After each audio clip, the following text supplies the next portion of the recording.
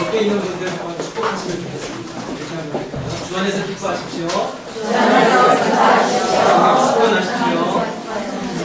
한 번 더 인사 나누시고 성령 축원하십시오. 카이스트에 다니는 학생이 버스 정류장에서 버스 기다리고 있었어요. 이렇게 분명히 주셔야 되고요. 할머니가 학생은 어느 학교에 다녀? 학생이 카이스트에 다녀 라고 대답하려고 했는데 혹시 영어로 말씀드리면은 혹시 영어로 이렇게 말씀을 드리면 혹시 할머니가 모르실까봐 우리말로 한국과학기술원에 다녀요 이렇게 말씀을 드렸어요. 그 얘기를 들으시고는 할머니가 이렇게 대답하셨어요. 그럼 공부 못하면요 기술이요. 서로에 대한 배려감이 참 많았지만 그러나 뭔가 이렇게 마음이 이어질 것 같은데 통할 것 같았는데 통하지 않은 게 있죠. 어쩌면 우리가 함께 예배하면서 이렇게 섬기고 기도하면서 하나님과 우리 사이에도 뭔가 통할 것 같지만 통하지 못하면 얼마나 마음이 속상할까 그런 마음이 있습니다. 함께 예배하고 또 이렇게 귀하게 이 성경 속의 사역 가운데 우리만큼은 이 시대에 하나님 마음을 잘 헤아려서 함께 마음을 통하고 또 하나님의 기쁨이 되는 삶을 살아가면 참 좋겠습니다. 처음에 이렇게 루디 어린이 선교회 귀한 사역을 소개받고 또 이렇게 함께 예배할 수 있는 은혜를 주셔서 어떤 말씀이면 좋을까 이렇게 묵상하고 하는데 하나님께서 이 말씀을 제 마음 가운데 주셨어요. 어느 누구보다도 또 기도하는 어머님들이 이 자리에 다 함께 있었다 생각하니까 우리가 잘 아는 말씀이지만 이 말씀 함께 나누고 싶은 그런 감동을 주셨습니다. 오늘 많이 우리가 잘 아는 내용의 말씀이죠. 오늘 말씀에 등장하는 한나 어떤 사람이었습니까? 한나 불임의 아픔이 있는 여인이었습니다. 지금도 그렇겠지만요. 이 당시에 농경 중심의 생활권에서 불임 여성의 아픔은 우리의 생각 이상이 있을 것 같아요. 아들이 없어서 어떻게 보면 적수인 부인나에게 아주 모멸감을 당하는 것 못지않게 농경사회에서 아들은 굉장히 중요한 삶의 다음을 보장받을 수 있는 중요한 힘이 되었거든요. 아들이 있어야 농사가 지어지지 않겠어요? 근데 이 아들이 없다는 것은 이후에 내 삶이 어떻게 될지 보장받지 못한다는 그런 현실적인 어려움도 함께 있었습니다. 그런 이 한나에게 있어서 하나님께서 사무엘을 통하여 그런데 새로운 역사를 준비하셨다는 건데 우리가 특별히 이 사무엘상, 사무엘하, 이 사무엘 말씀이 성경 전체 중에 특별한 의미가 있는 것은 사사시대가 마침내 끝나게 되고 이스라엘 새로운 왕정시대가 시작되는 그 사이에 이 사무엘 말씀이 있다는 거죠. 우리가 이제 사사기 보면 마지막 사사가 삼손이기 때문에 삼손까지 12사사라고 생각할 수 있지만 사실 마지막 사사는 누구입니까? 13번째 사사였던 사무엘이 마지막 사사였어요. 마지막 사사로서 사사시대를 끝내고 이제 사울, 다윗, 솔로몬으로 이어지는 새로운 시대, 새로운 시즌이 준비되고 있었다는 거예요. 어떻게 새로운 역사를 하나님이 준비하셨는가? 이 한나를 통하여서 사무엘이라는 시대에 하나님 마음에 합한 한 인물을 한 어린이를 준비함을 통하여서 그 시대의 새로운 변화를 하나님 준비하셨다 하는 거예요. 이 한나가 갖고 있던 문제, 불임으로 인하여서 그가 겪게 된 아픔 어떤 거였을까? 우리 오늘 말씀 함께 읽지를 못했는데요. 7절 말씀, 1절 7절 말씀 같이 한번 읽어볼까요? 제가 한번 읽어보겠습니다. 매년 한나가 여호와의 집에 올라갈 때마다 남편이 그같이 하며 분인나가 그를 격분시키므로 그가 울고 먹지 아니하였다. 무슨 말씀이냐면 매년 이렇게 제사를 화목제를 드릴 때가 되면 한나의 남편 엘가나와 함께 온 가족이 실로에 가서 화목 제물을 드렸다는 거예요. 근데 이 엘가나에게는 아내가 둘이 있었거든요. 한나도 있었지만 분인나도 있었어요. 한나는 자식이 없었지만 분인나는 자식이 있었어요. 근데 아마 엘가나의 마음이, 남편의 마음이 아들 없는, 아이 없는 이 한나에게 조금 더 마음이 있었던 것 같아요. 그래서 화목제물을 5대 제사 중에 유일하게 함께 나누는 제사였잖아요. 하나님께만 다 드리지 않고. 그래서 이 화목제물을 이렇게 가족들에게 그 분깃을 나눠줄 때 유독 한나에게만큼은 2배로 줬어요. 마음이 더 갖고 더 이렇게 사랑하는 마음이 있을 거니라고 우리가 생각할 수 있을 것 같아요. 그랬겠지만 남편이 더 많이 사랑해줬어요. 8절 말씀에 보면 막 울고 이렇게 뗐으니까 어찌 울면서 먹지 아니하냐. 그대의 마음이 왜 이렇게 슬프냐. 그대에게 있어서 10아들보다 내가 더 낫지 않냐. 남편들이 착각이에요. 남편이 자기만 있으면 이제 아내들이 행복할 줄 알고. 남편의 사랑도 위로도 또 물질이 분인나보다 2배를 더 얻게 되어도 한나의 마음에 만족할 수 없었습니다. 한나에게 있어서 이 문제가 매년 반복됐어요. 매년 화목제를 드릴 때마다 실로에 가서 예배할 때마다 똑같은 문제가 매년 반복됐어요. 매년 이때만 되면 울고 불고, 매년 이때만 되면 마음 아파하고, 매년 이때만 되면 가슴이 찢어지기 고통 가운데 있었어요. 이렇게 한두 해가 아니고 몇 년을 보냈는데 드디어 한나가 결단하게 되는 거죠. 이 문제, 내가 이렇게 매년마다 반복되는 이 문제, 이렇게 해서 해결될 수 없겠구나. 인간적인 위로와 사랑이 나한테 주어진다고 해서 이 문제 해결되지 못하겠구나. 나에게 물질이 더 많이 채워진다고 해서 이 문제 채워지지 않겠구나. 어떻게 해야 이 문제 해결될까? 이 문제가 본질적으로 근본적으로 어떻게 해야 해결될 수 있을까? 9절 말씀 제가 한번 읽어볼까요? 그들이 실로에서 먹고 마신 후에 한나가 일어나니 그때에 제사장 엘리는 여호와의 전 문설주 곁 의자에 앉아 있더라. 10절 한나가 마음이 괴로워서 여호와께 기도하고 통곡하며. 무슨 일일까요? 매년 반복되는 이 문제 앞에서 한나가 드디어 깨닫게 된 거죠. 남편의 사랑이 더 있다고 하여서 위로를 더 받는다고 해서 이 문제 해결되지 않을 것이다. 또 내년 이맘때가 되면 또 나는 마음 아파하고 울고 또 마음의 고통을 찾아 겪게 해줄 거다. 물질이 분인나보다 더 많은 분깃을 남편이 나한테 준다고 하여서 물질이 더 풍족하여지고 채워진다고 해서 이 문제 해결되지 않을 거다. 그래서 어떻게 했습니까? 9절 말씀. 일어나. 어떻게 했다는 겁니까? 기도하러 갔다고 하십니다. 그럼 우리 가운데에도 어쩌면 반복되는 문제 있습니다. 그 문제만 나한테 겪게 되면 나도 모르게 내 마음이 잃어버려요. 하나님의 평안이 떠나버려요. 그 문제 앞에만 가면 왠지 나도 모르게 참을 수 없는 마음의 고통이 있고 아픔이 있어요. 어쩌면 그 문제 매년마다 반복되는 문제일 수도 있어요. 기억하십시오. 반복되는 그 문제, 매년 되풀이되는 그 아픔, 인간적인 위로나 사랑으로 해결되지 않는다는 거예요. 물질이 채워진다고 하여서 그 문제 해결되지 않더라는 거예요. 그 문제 어떻게 해결됩니까? 마침내 한나가 결단하고 일어나 하나님 앞에 나아가 주님 앞에 기도하고 통곡할 때에 그 문제 해결되더라는 것입니다.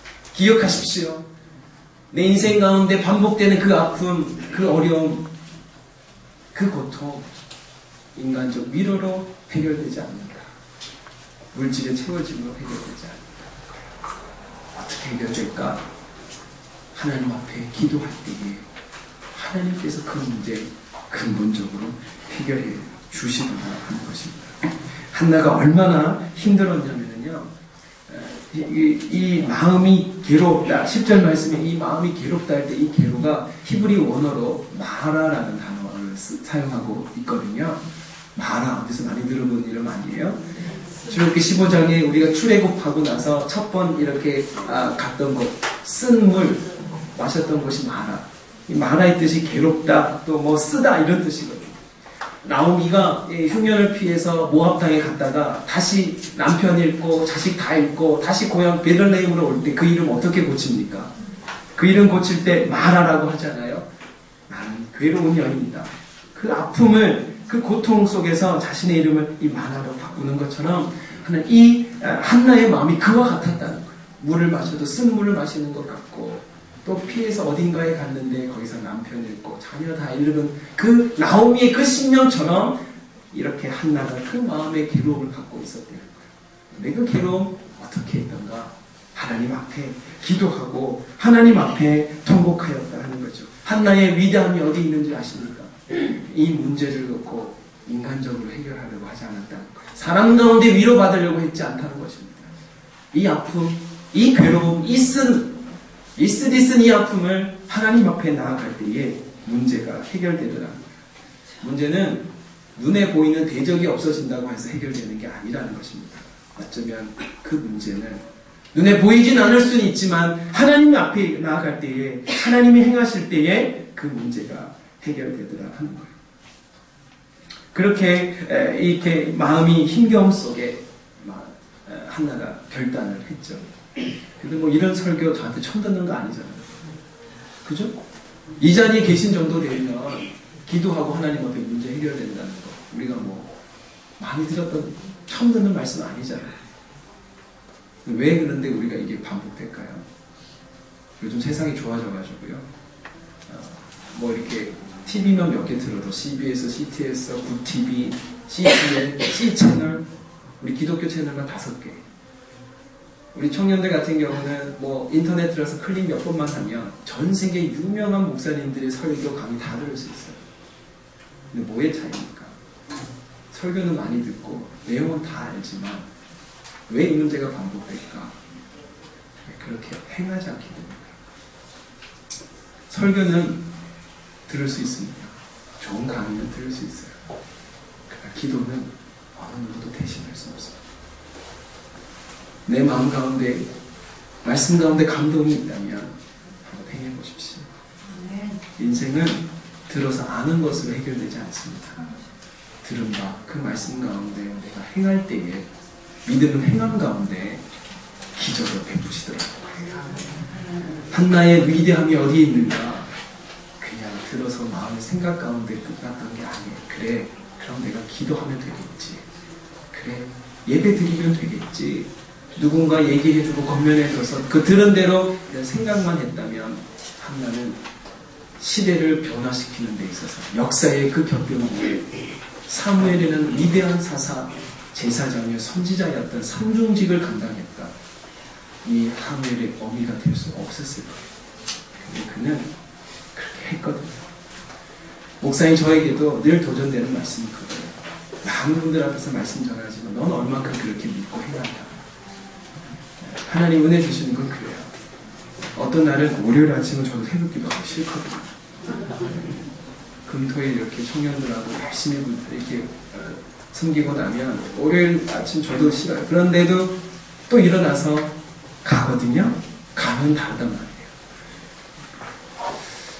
우리가 어떨 때 변화가 있을까? 말씀대로 행해보고 움직여보는 거죠. 이 진리의 이 은혜가 저와 여러분 가운데 있기를 주 이름으로 축복합니다. 아멘. 그러나 한나가 어떻게 그러고 기도했을까요?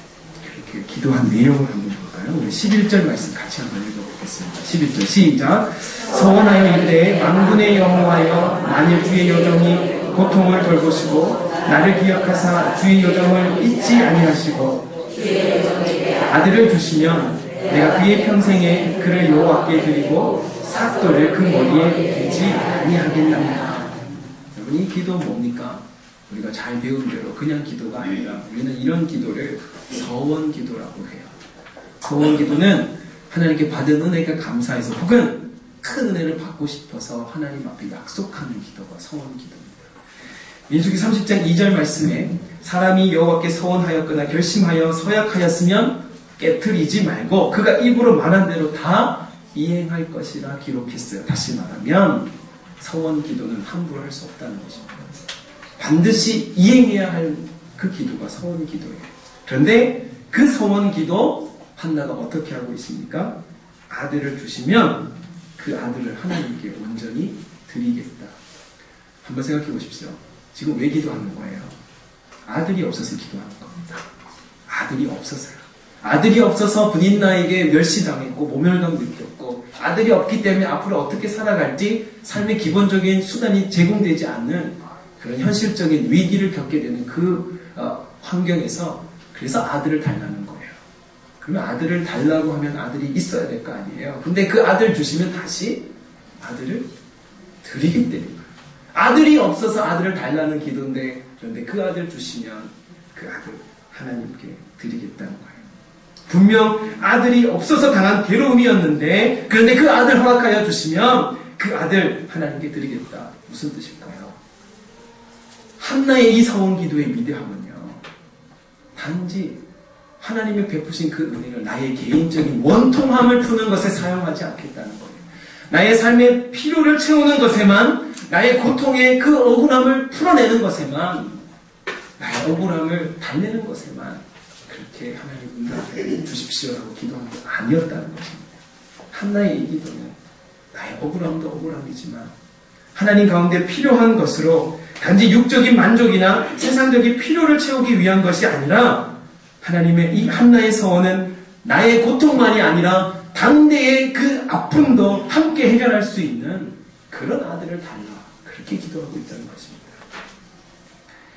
나에게 아들을 주시면 어떻게 하겠다고 11절에 얘기하십니까? 평생에 여호와께 드려 삭도를 그 머리에 대지 않겠다 했어요. 구체적으로 언급했는데 이 기도는 뭘 뜻할까? 머리에 삭도를 대지 않는다? 많이 들어본 얘기죠. 민수기 6장의 나신 규정을 얘기하는 겁니다. 나에게 아들 주시면 그 아들 나실인으로 하나님께 드리겠다. 나실인 어떤 사람입니까? 머리에 삭도 되지 않아요. 부정한 시체 만지지 않습니다. 포도주와 같은 독주 마시지 않는 그런 사람 나실인이라고 그랬어요. 한나가 그에게 아들을 주시면 그 아들을 나실인으로 드리겠다. 왜 이 기도가 중요한가?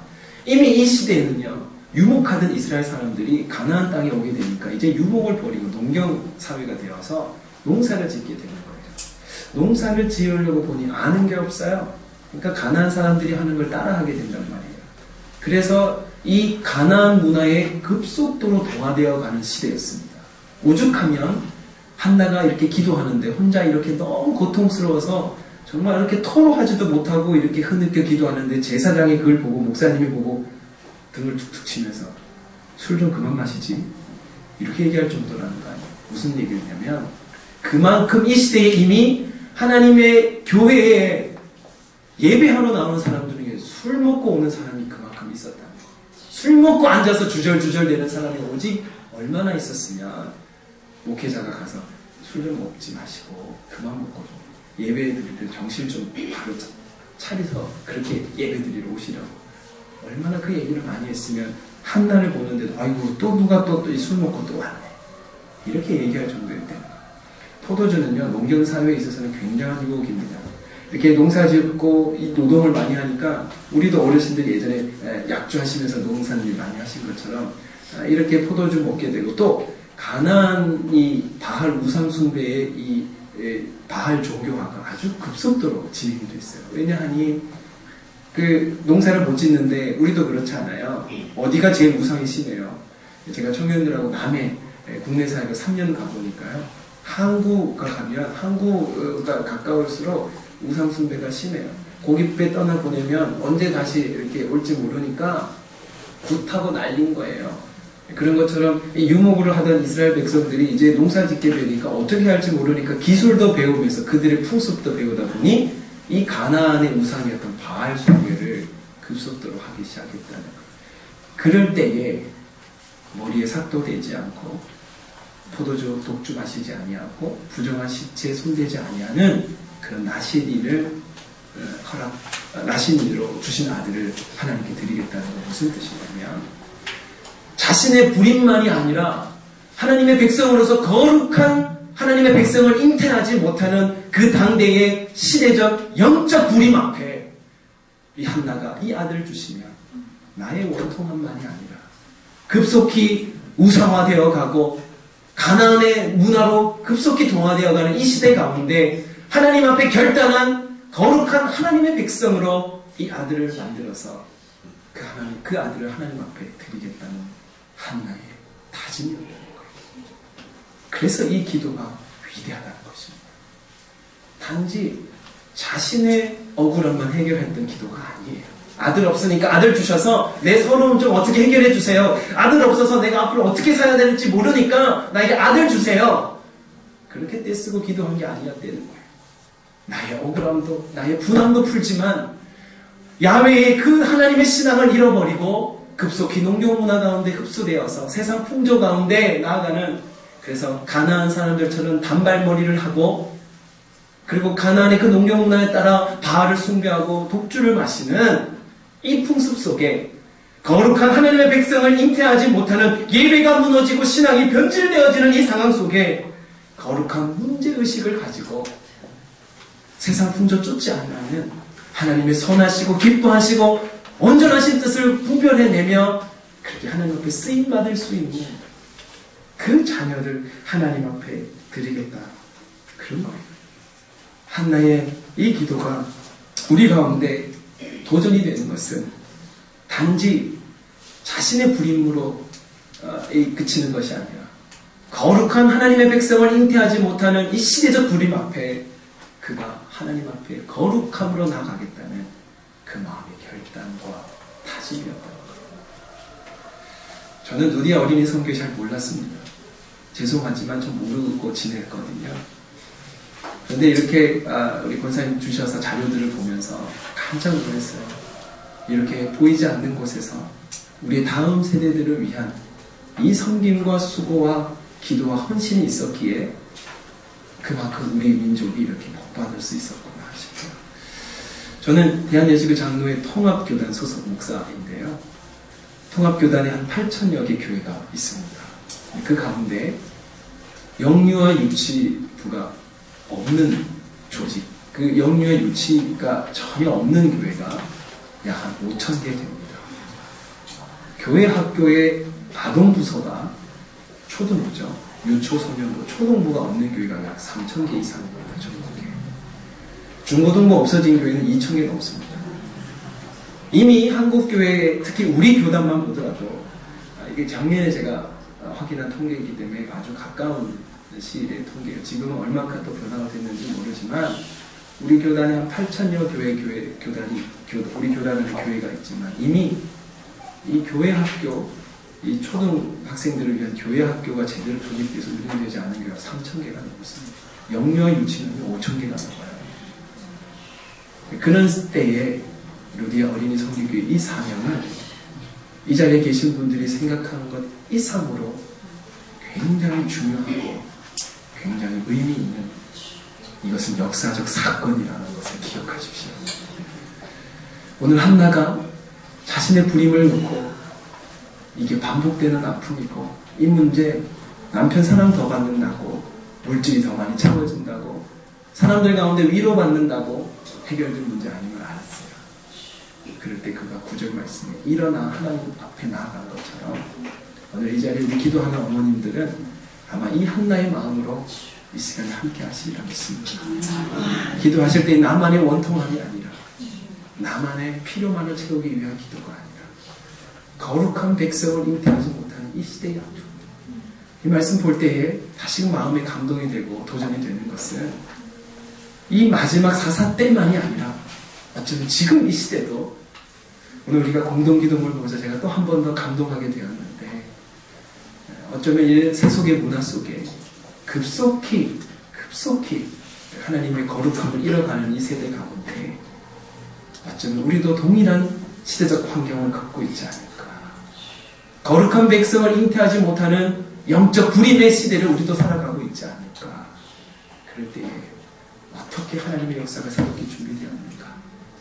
한나와처럼 그가 기도함에 있어서 자신의 문제만이 아니라 시대적 당대의 아픔, 무엇보다 거룩함을 잉태하지 못하는 영적 불임의 그 시대 앞에 간절한 마음으로 기도하는 한 여인의 가냘픈 그 기도가, 그 간절한 그 하나님 앞에 그 고백이 이스라엘 민족의 역사를 바꾸어 나가는 새로운 시대를 일으키는 놀라운 초석이 되는 것처럼 이 자리에 모여서 우리 다음 세대 400만 어린이들을 위하여 기도하고 그 다음 세대 우리 어린이들이 말씀 가운데 하나님의 사람으로 복음에 충성된 일꾼으로 나타나기를 기도하시면 여러분들 이 수고와 섬김 우리 세대 가운데 또 이어지는 이 세대 속에 더 놀랍게 하나님의 거룩함으로 나타나질 수 있기를 주님의 이름으로 축복합니다.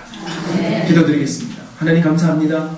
오늘 이렇게 하나님의 마음을 품고 또 시대의 아픔을 가지고 거룩함을 나아가는 하나님 한나와 같은 우리 영적 기도의 어머니들을 허락하여 주셔서 감사합니다.